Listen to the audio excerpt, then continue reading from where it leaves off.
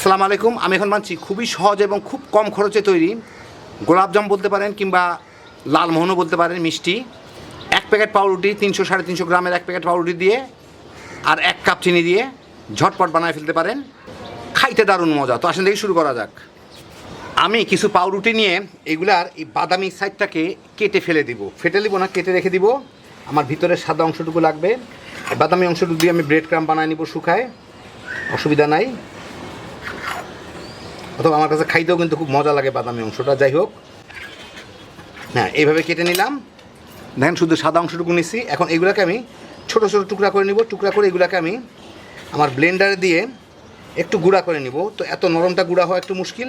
এই বাতাসে ঘন্টা 2 রেখে দিব বাইরে, একটু শুকাইলে আমি এগুলোকে দিয়ে একদম গুঁড়া গুঁড়া করে নিব। একদম পুরা মিহি গুঁড়া দরকার নাই, একটু গুঁড়া হইলেই হইলো। এই যে এরকম করে। তো আমি এইগুলোকে গুঁড়া করে নিলাম। এখন এর সাথে আমি একটু একটু করে দুধ দিয়ে একটা রুটি পরোটার মতো খামির তৈরি করে নিব। আমি ব্লেন্ডারে গুঁড়া করছি, সেজন্য খুব ফাইন গুঁড়া হয় না, একটু চাকা চাকা আছে, অসুবিধা নাই। রুটির পরোটার মতো খামির করলে এটা ঠিক হয়ে যাবে আর কি। তো আমি ময়ান দিয়ে নিলাম। ময়ান দিলেও কিন্তু ভিতরে ওই রুটির বড় বড় অংশটুকু একটু চাকা চাকা অবস্থায় আছে। এখন আমি এটাকে একটা কাজ করব, এটাকে আমি ঢেকে রেখে দিব 10-15 মিনিট, যাতে ময়েশ্চারটা সব দিকে সরাইতে পারবে। তারপর এটাকে আমি আবার ময়ান দিয়ে দিব। 10 মিনিট পরে দেখি কি অবস্থা। অনেক নরম হয়ে গেছে। এটাকে এখন আরেকটু ভালো মতো ময়ান দিয়ে নেই। ভালো মতো ময়ান দিয়ে নিলাম। এখন আমি একটা কাজ করব, এর থেকে আমার পছন্দ মতো সাইজ নিয়ে, খুব বেশি বড় করা যাবে না কিন্তু মোটামুটি আর কি, এরকম ছোট ছোট একদম গোল গোল গুলি গুলি বানায় নিব। এই যে দেখেন, আমি একটা কড়াইয়ে 1 কাপ চিনি নিয়ে নিচ্ছি, তার মধ্যে আমি 1.5 কাপ পানি দিব। দিয়ে এটাকে ফুটায় জাস্ট বলক এনে নেব। চিনিটা ততক্ষণে গলে যাবে। আমি এটা ঘন টন করার কোনো দরকার নাই। আর এর মধ্যে আপনারা চাইলে এলাচি টেলাচি দিতে পারেন, আমি তা দেবো না। আমি ফৈনি মানুষ, আমি একটু গোলাপ জল দিয়ে সেরে দিতেছি। এই 1 চা চামচের মতো গোলাপ জল দিলাম। কেউ চাইলে এলাচি দিয়ে জাল দিয়ে নিতে পারেন। যাই হোক, এটা বলকে নিয়ে আসি, তাহলে আমার হয়ে যাবে শিরাটা। শিরাটা ভালো মতো ফুটে উঠছে, মিনিটখানে জাল দিলাম। এখন আমি এটাকে পাশের চুলায় এটাকে জাল দেওয়া দরকার নাই, এমনি রেখে দিব। এই চুলায় মিষ্টিগুলোকে ভাজা শুরু করব। আমি এখানে কিছু তেল মাঝারি আছে গরম করে নিচ্ছি। এই যে আমার এতগুলো হইলো, এগুলোর মধ্যে এগুলোকে দিয়ে আমার ভেজে নিতে হবে। মাঝারি আছে একটু বাদামি করে ভেজে নিব।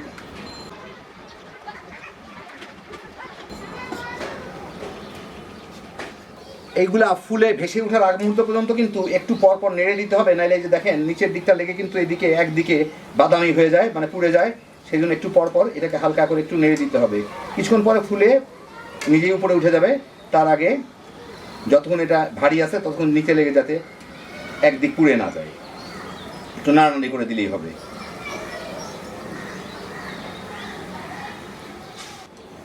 মাঝারি আছে প্রায় 15 মিনিটের মতো ভাজলাম। এই যে দেখেন এরকম বাদামি হয়েছে।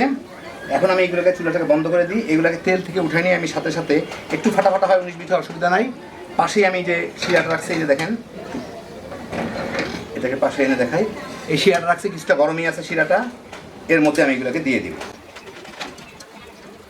শিরাটা দিলে এটা কিন্তু ফুলে একটু কালারটা লাইট হয়ে যাবে। এখন এইটাকে সরাই ফেলি, শিরাটাকে এই পাশে এনে দিই, আপনাদের দেখাচ্ছি। এখন এর মধ্যে দিয়ে এইটাকে ঢেকে রেখে দিব কয়েক ঘন্টা, যাতে ভালো মতো শিরায় ভিজতে পারে। 2-1 বার মাঝখানে নেড়ে দিব।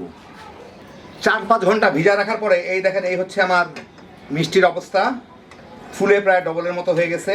আমার আরেকটু বেশি শিরা দেওয়া উচিত ছিল, এটা ডুবায় রাখলে সবচেয়ে ভালো হইতো। যাই হোক, শিরাগুলো টেনে অর্ধেক হয়ে গেছে, কিছু করার নাই। আমি মাঝে 2-1 বার নেড়ে দিয়েছিলাম। এখন আপনাদের একটু পরিবেশন করে দেখাচ্ছি আমি। তো এই দেখেন, হয়ে গেল আমার দারুণ মজার গোলাপ জামুন কিংবা লালমোহনও বলতে পারেন। 1 পিস রুটি দিয়ে, 1 পিস রুটি মানে 1 প্যাকেট রুটি দিয়ে আমি বানাই ফেললাম এতগুলি। আর 1 কাপ চিনি, আর কিছুই না, সামান্য একটু গোলাপ জল দিলাম, এলাচিটা কিছুই দিলাম না। খুব কম খরচে ঝটপট তৈরি একটা জিনিস। যারা মিষ্টি পছন্দ করেন এইভাবে একবার বানায় দেখতে পারেন। আপনাদের ভিতর দিকটা একটু কেটে দেখাই। এই যে দেখেন ভিতর দিকটা একদম রসের টইটুম্বুর। দেখেন রস টপ টপ করে পড়তেছে। খাইতে যে কি মজা, একবার বানাইলেই বুঝবেন। বাচ্চা বড় সবাই মিলে তামা করে খেয়ে ফেলাইতে পারবেন। হ্যাপি জোশের একটা আইটেম, খুবই কম খরচে হ্যাপি জোশের একটা আইটেম। আল্লাহ আপনাদের সবাইকে ভালো রাখুন, সুস্থ রাখুন, নিরাপদে রাখুন। ইনশাআল্লাহ বেঁচে থাকলে আবার দেখা হবে। আল্লাহ হাফেজ।